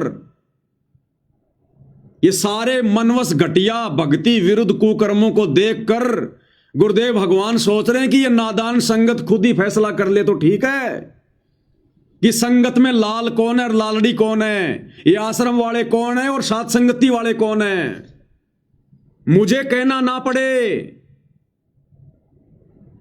इसलिए गुरुदेव भगवान ने समय दिया संगत को बरवाला कांड के बाद, लेकिन ये नादान संगत उन दोनों भाइयों से भी गई गुजरी। अरे उन बच्चों ने तो एक ही झटके में लाल और लालड़ी की पहचान कर ली। इस नादान संगत को तो 10 साल से ऊपर का समय हो गया, आज तक ये पहचान नहीं कर पा रहे कि साथ संगत वाले भाई बहन कौन है और ये शतलोक आश्रम वाले कौन है, लाल कौन है, लालड़ी कौन है। गुरु नहीं बताना चाहता। अगर गुरु कह दे कि आश्रम वाले काल प्रेरित हैं, बच्चों ये भगत नहीं है, तो ये संगत वाले अपने गुरुजी में दोष देखना शुरू कर देंगे, दोष देखना। इसलिए गुरुजी नहीं चाहते कि मैं दोषी बनूं, मैं ये बुराई मोल लूं। इसलिए गुरुदेव भगवान ने बरवाला कांड के बाद खुले सांड की तरह इन आश्रम वालों को भी बाहर छोड़ दिया और संगत को भी बाहर छोड़ दिया कि आपस में सींग मार मार के देख लो, घंटी बजा बजा के देख लो, भिड़ंत कर करके देख लो, कौन भगत है और कौन गुरु गद्दार है, कौन गुरु मुखी और कौन गुरु द्रोही है। लेकिन ये नादान संगत आज तक पहचान नहीं कर पा रही लाल और लालड़ी की, उन काल प्रेरित सतलोक आश्रम वालों की और साध संगति से जुड़े सत्सेवक भाई बहनों की। जबकि दिन रात वीडियो बनाए जा रहे हैं और दिन रात वो लोग भी अपने काले कुकर्म करते ही रहते हैं। वो अपने कुकर्मों के वीडियो बनाते हैं, हम लोग ज्ञान आधार से वीडियो बनाते हैं। ये नादान संगत निर्णय नहीं कर पा रही, इसलिए अभी तक सतगुरुदेव भगवान बाहर नहीं आ रहे। इसलिए ताऊ ने, सतगुरु रामपाल जी ने जानबूझकर आज 25/9/2025 को अपनी जमानत जज में प्रेरणा करके कैंसिल करवाई है, क्योंकि अभी संगत नीर खीर का निबेरा करने के योग्य नहीं हुई है। और ये 2-2.5 साल का समय और दिया जा रहा है। उस ताऊ ने समय नहीं दिया था, लेकिन ये ताऊ, भक्ति का ताऊ सतगुरु रामपाल जी, दयालु परमात्मा, फिर से तुम आश्रम वालों पे रहम कर रहा है। 2-2.5 साल का समय तुम्हें और दिया जा रहा है, कर लेना विचार, अन्यथा फिर दुर्गति होगी, दुर्गति और गुरु की आंखों के सामने होगी। फिर तुम 100 दोष देखोगे गुरु मेर भक्ति में कि मैं तो आश्रमों में पाठ भी करवा रहा था, मैं तो ज्योति भी करवा रहा था, मैं तो हर समागम में हाजिरी भी लगा रहा था, मैं तो तारीखों पर भी जा रहा था, मैं तो अन्नपूर्णा मुहिम के तहत मकान बनाने के लिए मजदूरी भी कर रहा था। वो मजदूरी तुम काल की कर रहे थे, काल की, वो बेगार कर रहे थे, बेगार। सतगुरु भक्ति करवाने आता है, भक्तों से मजदूरी करवाने नहीं आता। यहां इन आश्रम वालों को मौका नहीं है बिल्कुल भी। आज 25/9/2025 को इनकी लास्ट लाइन थी, डेडलाइन।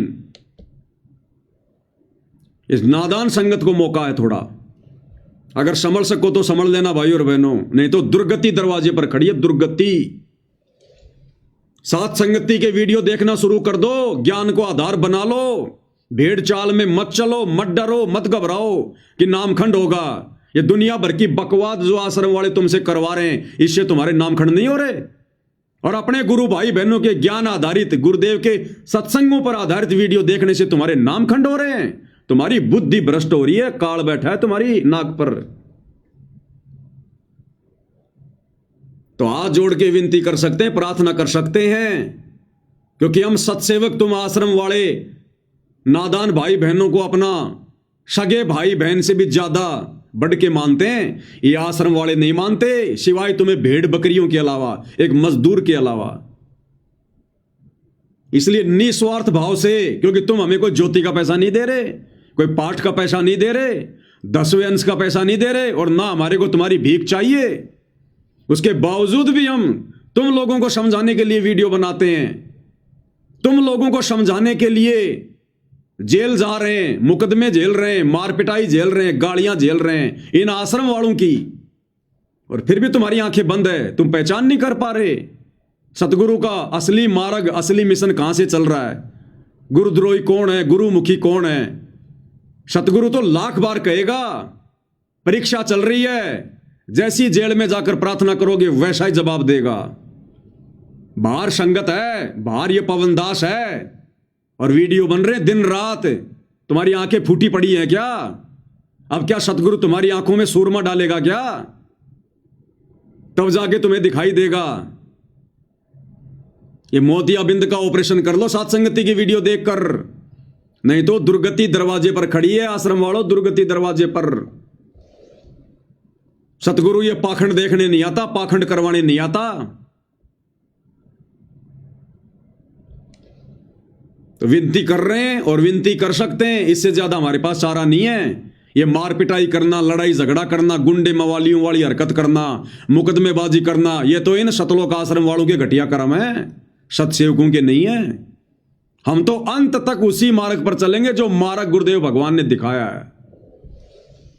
तो विनती कर सकते हैं, प्रार्थना कर सकते हैं, इससे ज्यादा हमारे हाथ में कुछ नहीं है। बाकी तुम्हारे कर्म, क्योंकि सकल पदार्थ है जगमाही, कर्महीन नर पावत नाही।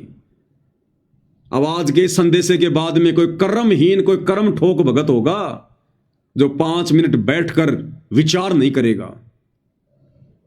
और अगर सच्चे हृदय से गुरु जी से अरदास करके कि हे दीनदयाल, हे गुरुदेव भगवान, बात तो बिल्कुल सही है, काम तो इन आश्रम वालों के द्वारा सारे मर्यादा तुड़वाने वाले हो रहे हैं, ये परमेश्वर दास का मार्गदर्शन करो, मुझ तुच्छ बुद्धि पर दया करो, हे मालिक मुझे सच्चाई से अवगत करवाओ।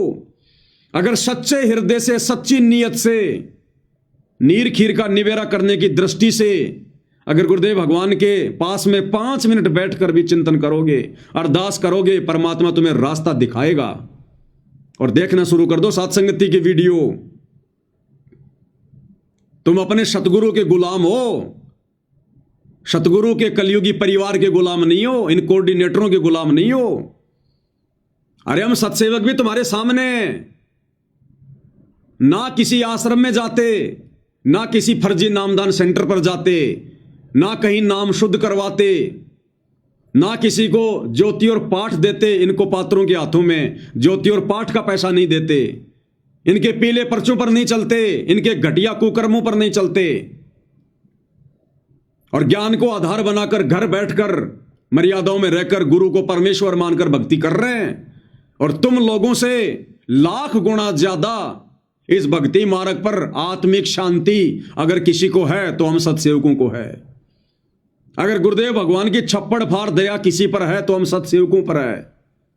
साध संगति से संकल्प नाम दीक्षा लेकर जुड़ा हुआ भगत और इन शतलोक आश्रमों से सार शब्द प्राप्त भगत, अगर उन दोनों की तुलना की जाए तो वो सार शब्द प्राप्त भगत मर्यादा, भक्ति और समर्पण भाव में उस संकल्प वाले भगत के पैर के नाखून के बराबर भी नहीं है, नाखून के बराबर भी। डिबेट करनी हो तो कभी ज्ञान आधार से डिबेट कर लेना, भक्ति भाव देखना हो, भगत का आचरण देखना हो, बोलचाल देखना हो, वो देख लेना।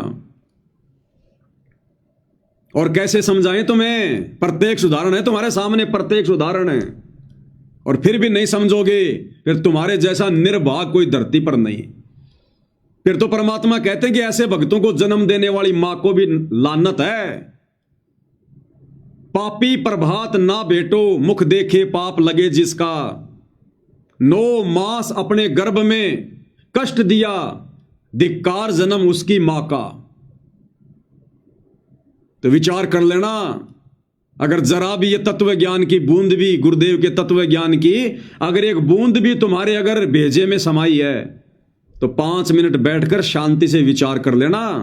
ये आत्म कल्याण का मामला है। तुमको ये बढ़वागिरी करने के लिए सतगुरु रामपाल जी से उपदेश लेकर भक्ति नहीं कर रहे, तुम भक्ति के लिए कर रहे हो, आत्म कल्याण के लिए। और तुम्हें चिंता ही नहीं अपने आत्म कल्याण की। तुम्हें कोई भी ऐरा गहरा नथु बहरा एक पीला पर्चा निकाल कर कि मैं तुम्हारा कोऑर्डिनेटर हूं, मैं गुरु जी के परिवार वाला हूं, मैं आश्रम संचालक हूं, तुम्हारे को कुछ भी बोल देता और तुम भेड़ की तरह उनके पीछे पीछे हो लेते हो।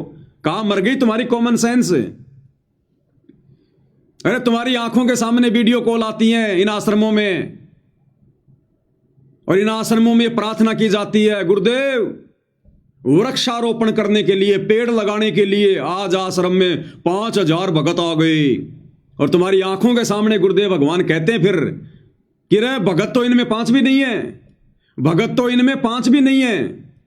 राजस्थान के सोजत आश्रम में जब इस प्रकार की प्रार्थना की गई कि गुरुजी पेड़ लगाने के लिए, वृक्षारोपण करने के लिए 5000 भगत आ गए, तो गुरुदेव ने कहा कि इनमें भगत तो 5 भी नहीं है। अरे कौन से ज्ञान में है ये? पेड़ लगाने के लिए तुम इकट्ठे हो रहे हो। ये भक्ति रूपी पेड़ लगाओ, भक्ति रूपी पेड़। ये बाकी पेड़ लगाने के लिए दुनिया बहुत है, और लगाना तो जाकर अपने खेत में लगा दो। आश्रमों में जमा होकर ड्रामा करने की क्या जरूरत है तुम्हें दुनिया वालों की तरह? तो भाई और बहनों विचार कर लेना, ये मौका नहीं मिलेगा। ये लास्ट एंड फाइनल मौका है गुरुदेव की तरफ से। संगत को, गुरुदेव के परिवार का मौका खत्म। अब तो जैसे इनके संस्कार, जैसी इनकी भक्ति, जैसे इनके ये कर्म, अब तो उसके अनुसार ही इनको परिणाम मिलेंगे। ये संगत पे परमात्मा फिर भी दया कर रहे हैं 2-2.5 साल के लिए। जितना जल्दी हो सके गुरु को परमात्मा मानकर, साथ संगति की वीडियो देखकर, ज्ञान को आधार बनाकर, अपने पूज्य गुरुदेव भगवान को अपना इष्ट मानकर, अपना आराध्य देव मानकर आरती करके उनको रिझाना शुरू कर दो, प्रसन्न करना शुरू कर दो। चवर करो श्रद्धा से गुरुदेव के ऊपर, चवर परमेश्वर मानकर, परमात्मा मानकर भोग लगाओ, भोग। भिखारी नहीं हो तुम। परमात्मा ने तुम्हारे कोई कमी छोड़ रखी है क्या, जो ये पाप का अन्न खा रहे हो बिना भोग लगाए? उस अन्नदेव की आरती से बात नहीं बनेगी, भोग की आरती करनी पड़ेगी जो नित्य नियम पुस्तक में लिखी हुई है। आज लग्या साहिब को भोग दीन के टुकड़े पानी का, तब तुम्हारे पाप भस्म होंगे, तुम्हें सद्बुद्धि आएगी। तो विचार कर लेना भाई और बहनों, विचार कर लेना, नहीं रोगे आने वाले समय में। अरे तुम्हें तो खुश होना चाहिए, अपने गुरुदेव का 100 बार शुक्रिया अदा करना चाहिए कि हे गुरुदेव, आपने हम गधों को समझाने के लिए आपने कैसे इस पवन दास को सद्बुद्धि देके खड़ा कर दिया। ये परमात्मा, हम तो जेरे कुएं में पड़े हुए थे, हम तो आपके ज्ञान की छींट के आसपास भी नहीं थे। इस आपकी आत्मा ने आपके आशीर्वाद से वीडियो बना बना के हमें जगा दिया, हमें भक्ति मार्ग पर भगत बना दिया, हमें मर्यादित भगत बना दिया। तुम्हें तो शुक्रिया अदा करना चाहिए, और तुम कर रहे हो नफरत, तुम कर रहे हो ईर्ष्या। तो परमेश्वर की आत्माओं के साथ ईर्ष्या करने वाले को क्या प्रसाद मिलेगा? ये तो तुम्हारे ये कर्म डिसाइड करेंगे फिर आने वाले समय में। तो भाई और बहनों, आज पूज्य गुरुदेव भगवान की उस रद्द हो चुकी जमानत को लेकर दास को गुरुदेव ने प्रेरणा की। दास ने अपने विचार ज्ञान आधार से आप जियों के समक्ष प्रस्तुत कर दिए हैं। समय समय पर करता रहूंगा जब तक गुरुदेव भगवान दास के साथ में है, गुरुदेव का आशीर्वाद जब तक दास के साथ में है। अंत में पूज्य गुरुदेव भगवान की एक शब्द के साथ में महिमा करेंगे। बंदी छोड़ सतगुरु रामपाल जी परमेश्वर जी की जय हो। भक्ति दान गुरु दीजियो देवन के देवा हो, भक्ति दान गुरु दीजियो देवन के देवा हो। जन्म पाया भूलो नहीं करहूँ पद सेवा हो, जन्म पाया भूलो नहीं करहूँ पद सेवा हो। अरे आश्रम वालों, नाम दीक्षा लेने के बाद कभी जिंदगी में इस शब्द को शांति से घर पर दरबार में परमात्मा के चरणों में बैठकर कभी आत्मिक भाव से गाया है क्या? अरदास की है कभी तुमने परमात्मा से? सत्सेवक भाई बहन सुबह और शाम की आरती के बाद रोजाना ये शब्द परमात्मा के दरबार में खड़े होकर सह परिवार गाते हैं, अपने भगवान की आरती करते हुए थाली हाथ में लेकर, और भीख मांगते हैं भगवान से कि परमात्मा भक्ति भाव दो, श्रद्धा दो, मालिक हम तो भिखारी हैं आपके। भीख मांगनी पड़ेगी, अहंकार से बात नहीं बनेगी। भक्ति दान गुरु दीजियो देवन के देवा हो, भक्ति दान गुरु दीजियो देवन के देवा हो। जन्म पाया भूलूं नहीं, करहूं पद सेवा हो। जन्म पाया भूलूं नहीं, करहूं पद सेवा हो। तीर्थ व्रत मैं नहीं करूं ना मंदिर पूजा हो। तीर्थ व्रत मैं नहीं करूं ना मंदिर पूजा हो। मनसा वाचा कर्मणा मोहे और न दूजा हो। मनसा वाचा कर्मणा मोहे और न दूजा हो। भक्ति दान गुरु दीजियो देवन के देवा हो। भक्ति दान गुरु दीजियो देवन के देवा हो। जन्म पाया भूलूं नहीं, करहूं पद सेवा हो। अष्ट सिद्धि और नौ निधि बैकुंठ कवासा हो। अष्ट सिद्धि और नौ निधि बैकुंठ कवासा हो। सो मैं तुमसे न मांगता सब थोथरी आशा हो। सो मैं तुमसे न मांगता सब थोथरी आशा हो। भक्ति दान गुरु दीजियो देवन के देवा हो। भक्ति दान गुरु दीजियो देवन के देवा हो। जन्म पाया भूलूं नहीं, करहूं पद सेवा हो। जन्म पाया भूलूं नहीं, करहूं पद सेवा हो। सुख संपत्ति परिवार धन और सुंदर नारी हो। सुख संपत्ति परिवार धन और सुंदर नारी हो। सपन में इच्छा नहीं करूं गुरु आण तुम्हारी हो। सपन में इच्छा नहीं करूं गुरु आण तुम्हारी हो।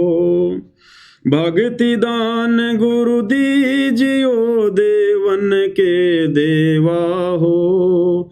भक्ति दान गुरु दीजियो देवन के देवा हो। जन्म पाया भूलूं नहीं, करहूं पद सेवा हो। जन्म पाया भूलूं नहीं, करहूं पद सेवा। इसमें भाई और बहनों एक लाइन है, क्योंकि आज नेपाल से कमला बहन का फोन आया था, तो बहन ने थोड़ा समाधान चाहा है कि भगत जी ये जो शब्द हम गाते हैं सभी सत्सेवक भाई बहन सुबह और शाम की आरती के बाद में गुरुदेव के दरबार में उनकी 5 दीपक वाली आरती के साथ आरती उतारते हुए, तो इसमें हम कहते हैं कि सुख संपत्ति परिवार धन और सुंदर नारी हो। तो भगत जी हम जो बहनें हैं, कि हम बहनों ने भी यही बोलना है कि सुख संपत्ति परिवार धन और सुंदर नारी हो? क्या हम ये नहीं बोल सकते कि सुंदर व्यक्ति हो या सुंदर पुरुष हो? देखो बहन जी, कुछ शब्द ऐसे हैं, उन शब्दों को हमने एज इट इज ही बोलना होता है, उसी हिसाब से। हमारे भाव तो परमात्मा जानते ही हैं अगर कोई माता बहन अगर ये शब्द गाएगी कि सुंदर नारी हो, तो मालिक तो अंतर्यामी है ना, हम तो उनके समक्ष खड़े होकर विनती कर रहे हैं ना। तो माता बहनों तो जो माता बहनें हैं वो तो उनका जो भाव होगा वो तो जो है वो पुरुष को लेकर होगा कि मैं शौपन में भी कोई पुरुष की इच्छा नहीं करूंगी। आपका ज्ञान समझ में आने के बाद हे परमेश्वर आत्म कल्याण के लिए मैं शौपन में भी रमैनी करने की नहीं सोचूंगी, नहीं सोचूंगा, शौपन में भी स्त्री के विषय में नहीं सोचूंगा। आपका ये ज्ञान समझ में आने के बाद, उससे पहले जिसकी हो गई हो तो हो गई हो, और उससे पहले जिसकी शादी रमैनी हो चुकी है, और अब यदि उसको ये बात समझ में आ गई है कि कामी क्रोधी लालची इनसे भक्ति न होए, भक्ति करे कोई सूरमा जात वर्ण कुल खोए, और विषय वासनाओं में रत भगत को तो परमात्मा ने कामी कीड़ा बताया। कामी कीड़ा नरक का। तो गुरुदेव भगवान को तो अच्छे से पता है, वे तो अंतर्यामी हैं कि माता बहनें क्या सोच रही हैं, क्या कहना चाहती हैं, उनके क्या भाव हैं। क्योंकि देखो बहन, अगर हम सभी इसी प्रकार से, क्योंकि हर शब्दों में कहीं न कहीं बहुत सारी बातें ऐसी हैं, अगर हम हर शब्द में चेंज करने लग गए तो जब हम भगत भाई बहन आने वाले समय में हम कभी इकट्ठा होंगे और मिलकर गुरु की महिमा करेंगे तो किसी के सुर क्या होंगे, किसी के सुर क्या होंगे, तो सतगुरु की महिमा में फिर विघ्न पड़ेगा। तो गुरु अंतर्यामी है, हमारे भाव को अच्छे से वो समझ रहे हैं। दूसरी बात, संध्या आरती के लास्ट में जो हम सतगुरु की महिमा करते हैं कि गुरुदेव भगवान की, कि अंतर्यामी एक तुम आत्म के आधार, जो तुम छोड़ो हाथ तो मैं कौन उतारे पार। और फिर हम शब्द गाते हैं कि मेरे गुरुदेव भगवान दियो काट काल की फांसी। इसमें अंतिम चौपाई से पहले एक चौपाई आती है, जिस चौपाई को हम सत्सेवक भाई बहन नहीं बोलते हैं, और पूज्य गुरुदेव भगवान उसको बोलते हैं। और क्या कहते हैं कि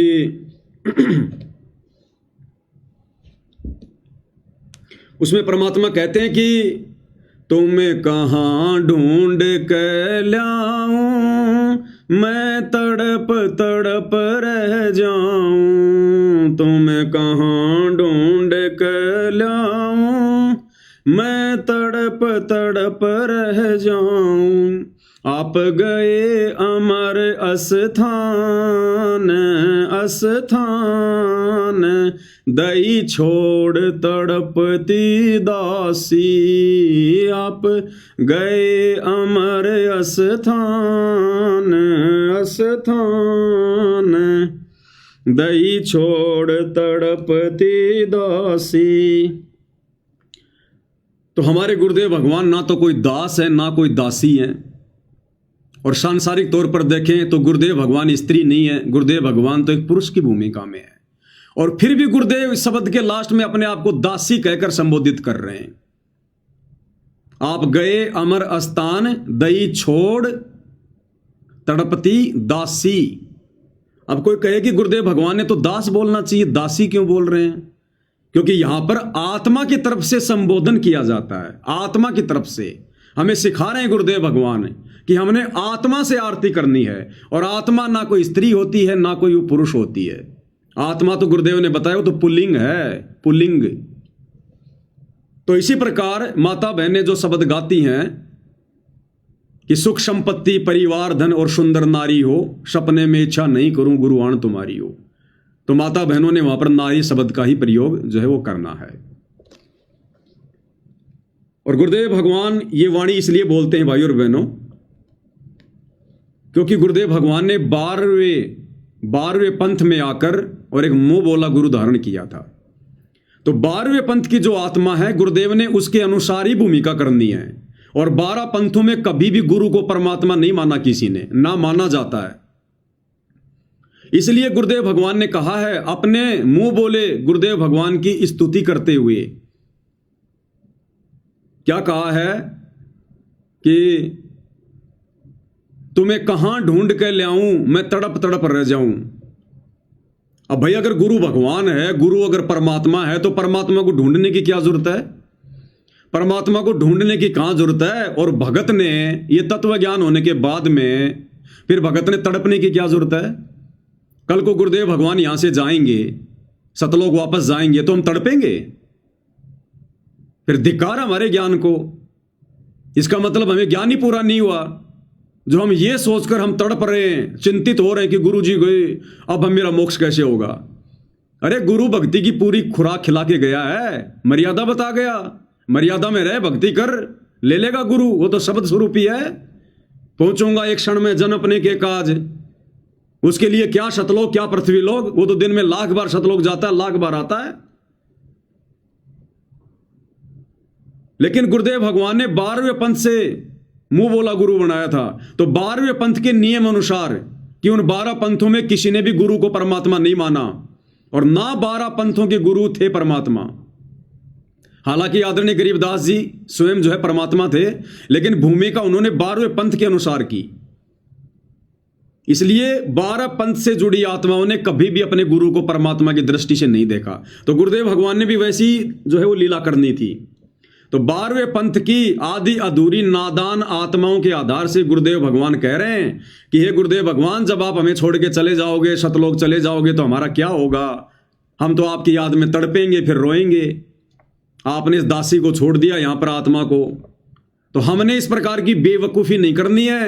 इस 13वें यथार्थ कबीर पंथ में सतगुरुदेव भगवान के शतलोक जाने के बाद हमने उसी उमंग से, उसी लगन से, उसी श्रद्धा से, जैसे आज हम वर्तमान में भक्ति कर रहे हैं, जैसे आज हम वर्तमान में अपने घर पर शब्द रूप में गुरु जी को विराजमान करके भक्ति कर रहे हैं।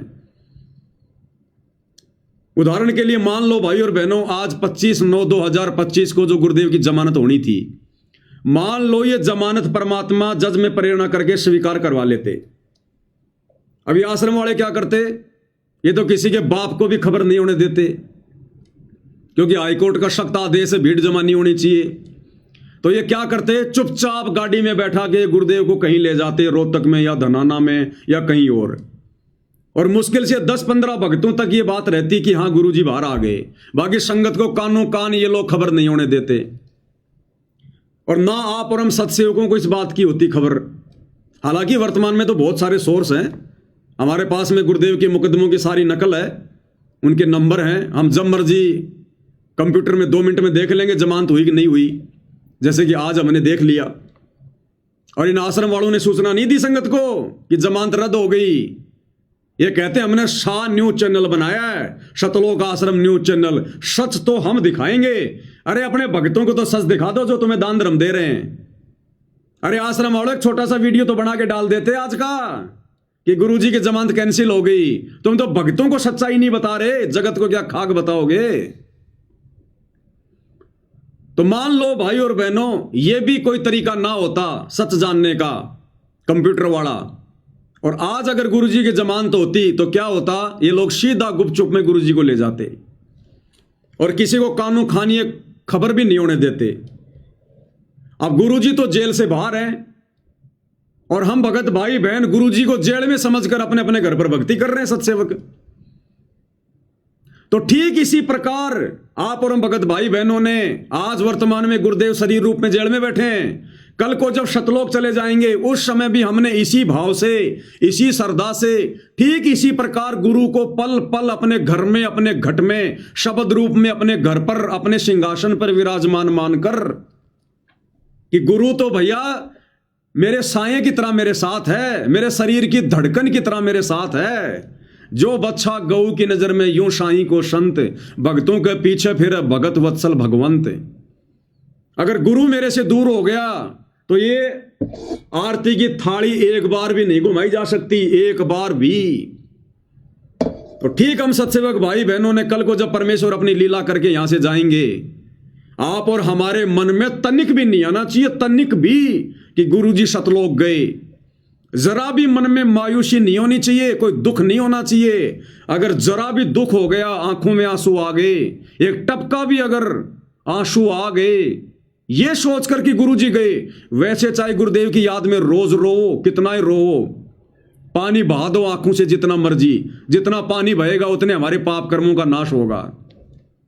लेकिन मन में अगर यह सोचकर कि गुरुजी सतलोक गए, हमें छोड़ गए, अब मेरा क्या होगा, अगर एक आंसू भी आंख से आ गया, उस शरीर में मोक्ष नहीं होगा। फिर मोक्ष नहीं होगा, क्योंकि हमने गुरु को फिर मानुष मान लिया, हमने गुरु को हाड़ मांस में मान लिया, हमने गुरु को शब्द रूप में नहीं माना। फिर अन्यथा वो परमात्मा तो एक चुटकी बजाते भी देरी लगे। गुरुदेव भगवान ने बताया कि मन की गति से भी तेज गति है परमात्मा की। अब मन की गति क्या है भाई और बहनों? आकाशीय बिजली से ज्यादा तेज गति है। सॉरी, ये जो बिजली जो हमारे घरों में आती है ना, इसकी गति बहुत तेज है। और गुरुदेव भगवान ने क्या बताया कि ये जो बिजली हमारे जो घरों में आती है, लाइट, इसकी जो गति है ये बहुत तेज है। इसकी गति से भी तेज गति है आकाशीय बिजली की। आकाशीय बिजली से भी तेज गति है सूर्य के प्रकाश की, और सूर्य के प्रकाश से भी तेज गति है इसकी मन की।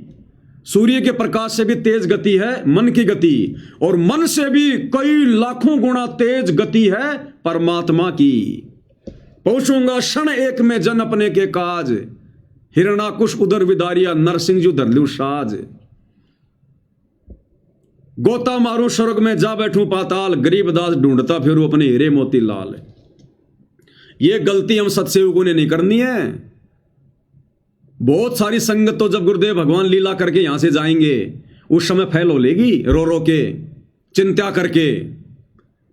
ये सारे फॉर्मूले परमात्मा पहले तुम लोगों की नजरों में निकलवा रहे हैं। और कबीर सागर के सरलार्थ में भी वीडियो बनाते समय तुम्हें अच्छे से समझा दिया गया था।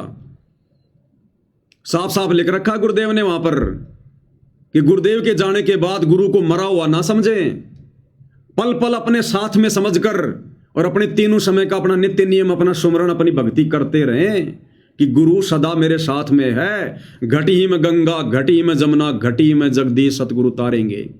हमारी जो ये प्राण शक्ति है ना, ये हमारा गुरु है, ये पावर है। ये पावर, ये जो धड़कन धड़क रही है ना, इस शरीर में कोई डीजल नहीं है, कोई पेट्रोल नहीं है, कोई बैटरी नहीं लगा रखी।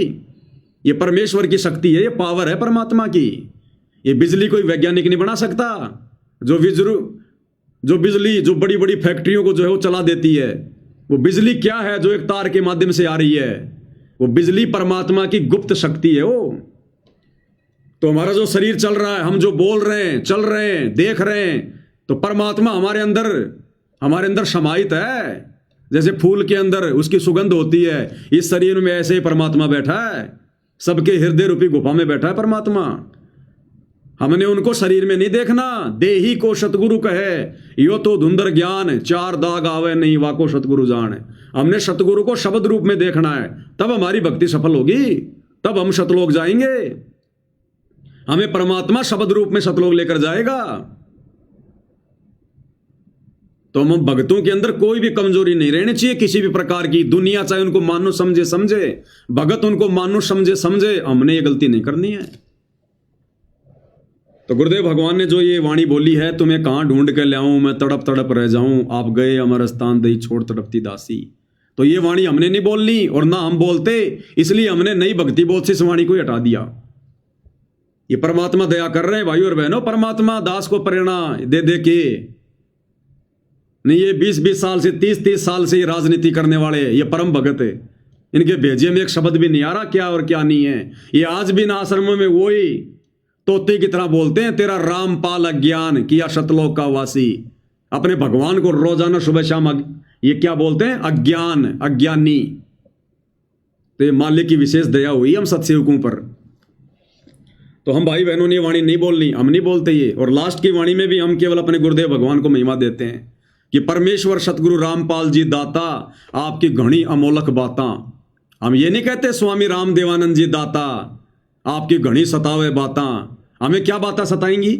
स्वामी राम देवानंद जी की कौन सी बात हमें सताएगी? हमने तो उनकी शकल भी नहीं देखी, हमने उनका कोई सत्संग नहीं सुना, हमने कभी उनसे बात नहीं करी। हम भक्तों को कौन सी बात उनकी सताएगी? और वो स्वामी हमारे थोड़ी हैं। अरे स्वामी राम देवानंद जी हमारे स्वामी थोड़ी हैं जो हम उनको स्वामी कहें। इसलिए हमने इस लाइन को भी हटा दिया और अपने गुरुदेव भगवान को महिमा दे दी। ये हमारी कॉमन सेंस की परीक्षा थी परमात्मा की तरफ से।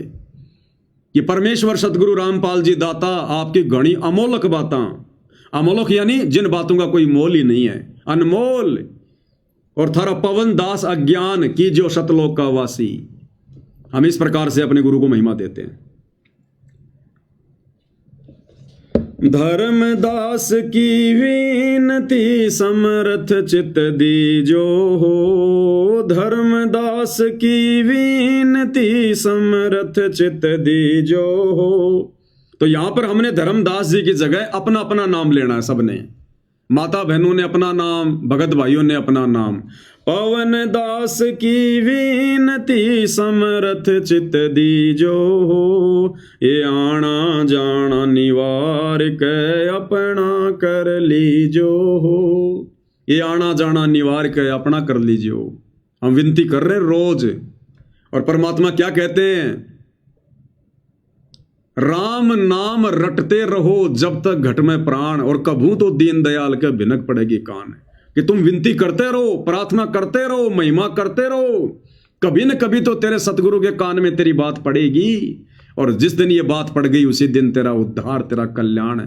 हालांकि सतगुरु तो रोज ही सुन रहे हैं, उनके कानों में तो रोज ही पड़ रही है, लेकिन जिस दिन परमात्मा हमारे को अंदर से देख लेगा कि अब ये आत्मा से, हृदय से, इस काल के कष्टों से दुखी होकर, परेशान होकर, इस नकली 21 ब्रह्मांड को खोकापुर समझकर हृदय से प्रार्थना कर रहा मोक्ष के लिए, ये नहीं रहना चाहता इस गंदे लोक में। जिस दिन वो प्रार्थना परमात्मा सुनेगा हमारे हृदय से निकली हुई, कहते हैं उसी दिन परमात्मा पार कर देगा यहां से। उसी दिन तुम कर दो पल में पार हो जा रजा थारी। तो वो प्रार्थना भी भाइयों और बहनों इसी प्रकार से निकलेगी जब हम रोजाना अपने गुरुदेव भगवान से विनती करेंगे, प्रार्थना करेंगे। एक दिन की प्रार्थना में नहीं बनती वो तड़प, वो कशक है। तो परमात्मा हमसे अभ्यास करवा रहे हैं। तो भाई और बहनों, पूज्य गुरुदेव भगवान की बहुत बड़ी मेहर, बहुत बड़ी रजा हम सभी सत्सेवक भाई बहनों पर। हमने किसी भी हाल में अपने विश्वास को नहीं तोड़ना है, डगमग नहीं होने देना है।